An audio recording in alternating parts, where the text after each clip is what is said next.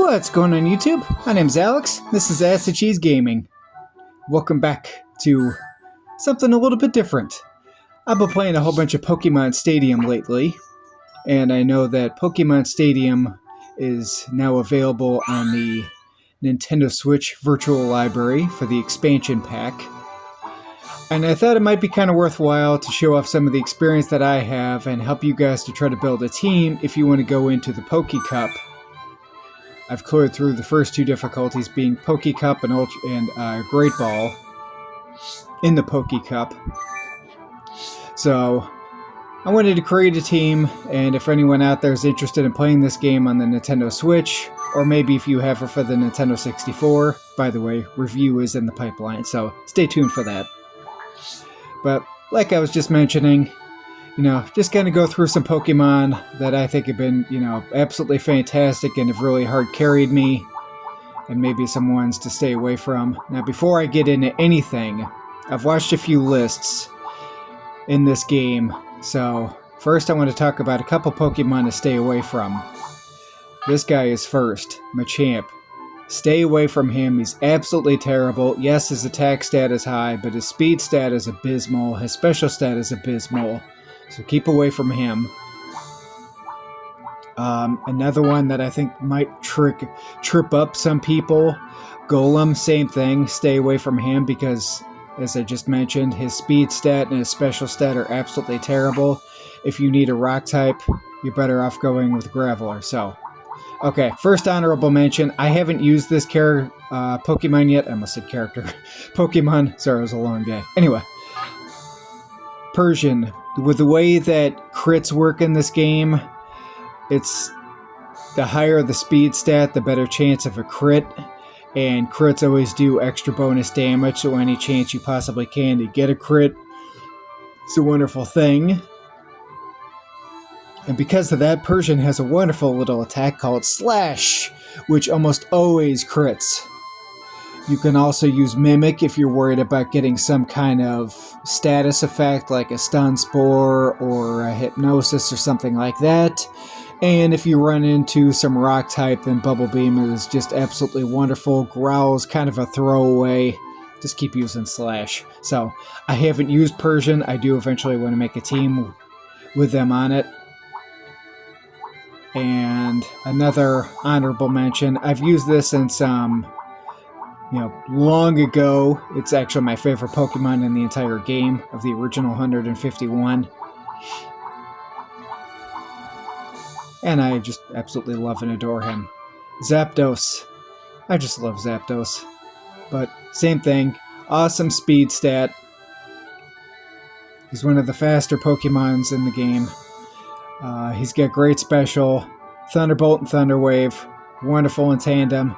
Sky Attack it's kind of a throwaway, but if maybe you can set something up with a couple of flashes and then a Sky Attack, it's pretty good. Obviously, you kind of wish he had Drill Peck. Okay, so now let's get into the real list here. First Pokemon we're going to choose, because this Pokemon just absolutely hard carried me through so many battles. I mean, oh my god, I was just shocked about how good he was as soon as I can find him here. Sorry, I'm taking a moment here to find him. Where are you at? I probably passed him and didn't even notice. Oh my god, where is he at? Ah, there he is. Starmie! Yes. First thing I want to talk about with Starmie. Starmie is a water and psychic type, which is a good thing because it means he resists other psychic attacks. Starmie resists other water attacks, and if it's a water versus water matchup, Starmie can use Thunder. Starmie also has a good special stat, an amazing speed stat, so more often than not, Starmie will tend to go first. Let's look at moves again. In a pinch, if you're about to take a big damage normal attack, you can use Harden to kind of increase your defense. And if you've just been, blasted by sand or flashed a bunch of times and you just want to make sure you guarantee hit them, then Swift is very useful. So Starmie saved me in so many battles or would just absolutely hard carry me. So that's the first one. Alright, next person I want to talk about that also super carried me Haunter. All the best moves. Mega Drain can be very useful against water type or ground or rock types. I found it to be quite versatile, and I actually used it in a couple battles. When I'm facing another ghost type, Confuse Ray is very helpful. And then, of course, Psychic being the best Psychic type attack in the entire game. There was more than one time where I might use a combination of Confuse Ray and Mega Drain, maybe because I was facing another Psychic type Pokemon. And if worse comes to worse and in a pinch, then you just need to use Explosion. You might be asking, why are you using Haunter? Why not just use Gengar? Well, that's easy. Because Gengar's moveset is kind of not the best. Hypnosis doesn't have a very good accuracy rating. Confuse Ray, obviously. Nightshade is just tied to their level, so that's just a guaranteed 50 damage. And Thunderbolt can be pretty good, but, I'll choose another electric Pokemon for that. So I found Haunter to be better just because of the Psychic attack. Mostly just because Psychic, just really Psychic attack all by itself. Yes, Gengar has better, damage. And I mean, if you really want to, you probably could have a team with both of these Pokemon in them. So, anyway, let's continue right along. I don't want to be babbling on too much. Alright. There's really been 3 Pokemon that just hard carried me so well, and I was shocked about how every single time they were worthwhile. They just did amazing. Next one, arguably one of the best Pokemon in the entire game. This is the 3rd Pokemon that, when Jinx was versatile, or, when she had a type advantage, she just pretty much, would give me a perfect almost by herself.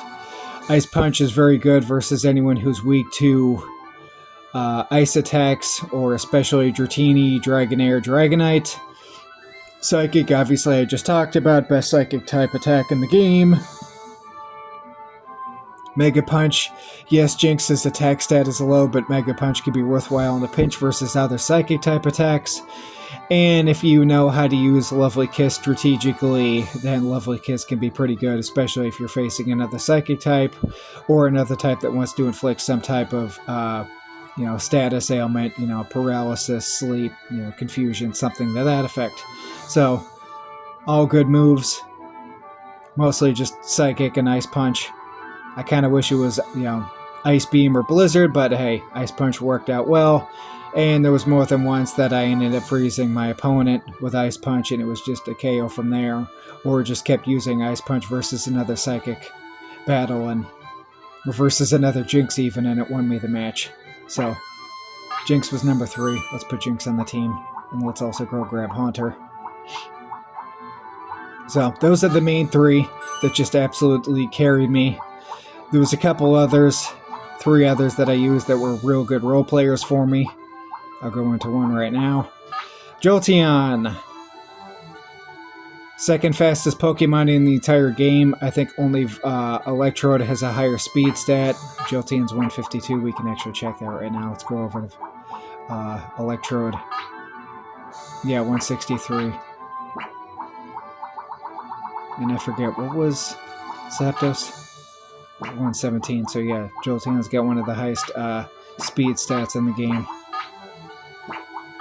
Even higher than the rest of the evolutions. The other evolutions are kind of slow, but Jolteon's just blazing fast. So, blazing fast, Toxic and Sand Attack work pretty well in a pinch if I needed it to, being a role player. Maybe if I didn't have attribute advantage or something. Thunderbolt with a high special stat was absolutely wonderful against anything that was, weak to or just neutral to electric attacks. Maybe, Jolteon and Starmie just completely decimated any other water Pokemon, or even some ice Pokemon, or even other, fire-type Pokemon. So, Jolteon was definitely a wonderful role player for me, unlike I was just mentioning. And in the pinch, there was a couple matches where I had to use Pinmusk, and it worked out pretty well for me. So, Jolteon was number 4. Let me go down here to remember who else was.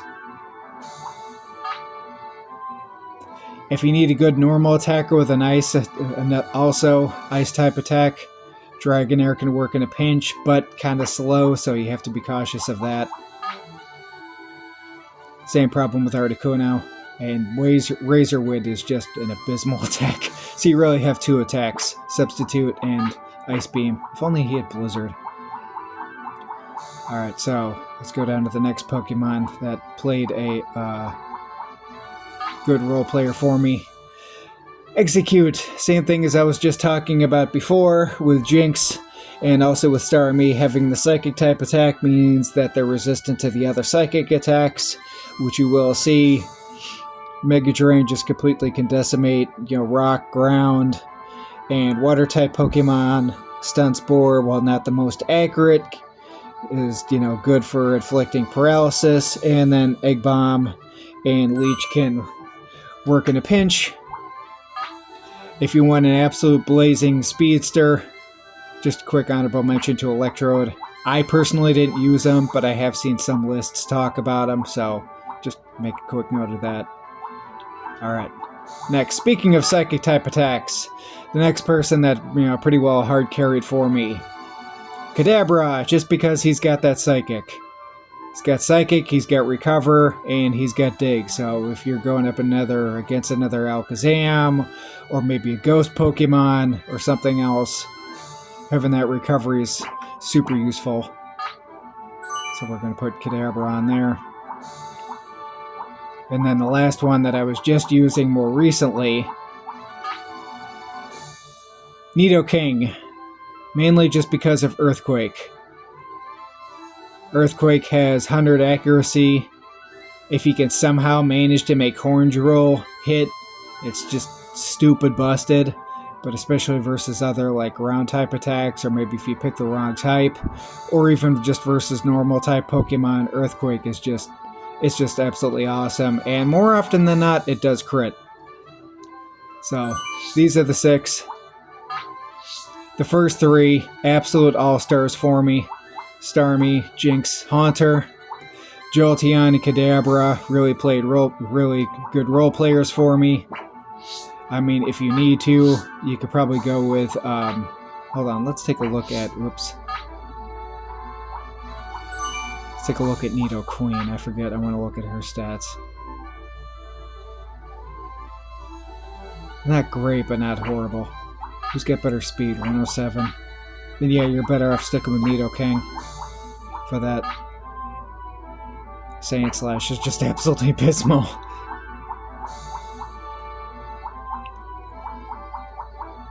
And I mean, these bug Pokemon in the beginning, just stay away from them. They're awful. Don't even bother. Don't even look at them. They're not going to do you any good.